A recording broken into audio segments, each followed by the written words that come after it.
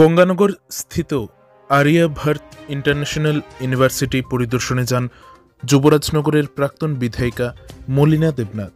২৬শে ফেব্রুয়ারি সোমবার দুপুর আনুমানিক ২:৩০ নাগাদ উত্তর ত্রিপুরা জেলার ৫৫ বাগবাসা বিধানসভা কেন্দ্রের অন্তর্গত গঙ্গানগর এলাকায় অবস্থিত আরিয়াভার্ত ইন্টারন্যাশনাল ইউনিভার্সিটি পরিদর্শনে যান যুবরাজনগরের প্রাক্তন বিধায়িকা তথা ওবিসি মোর্চার রাজ্য সভাপতি তথা ভারতীয় জনতা পার্টির উত্তর ত্রিপুরা জেলার সভানেত্রী মলিনা দেবনাথ।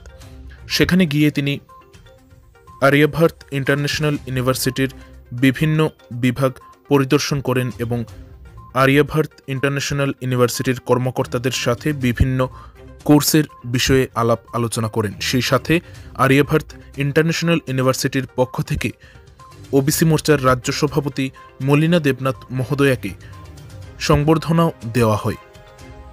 পাশাপাশি আরিয়াভার্ত ইন্টারন্যাশনাল ইউনিভার্সিটিতে পাঠরত ছাত্রছাত্রীদের কোনো অসুবিধা হচ্ছে কিনা সে ব্যাপারে এবং আরিয়াভার্ত ইন্টারন্যাশনাল ইউনিভার্সিটির কর্মকর্তাদের কোনো অসুবিধা হচ্ছে কিনা সে ব্যাপারেও অবগত হন মলিনা দেবনাথ। যেখানে এই পরিদর্শনে মলিনা দেবনাথের সাথে উপস্থিত ছিলেন যুবরাজনগর মণ্ডল সভাপতি নান্টু গোস্বামী।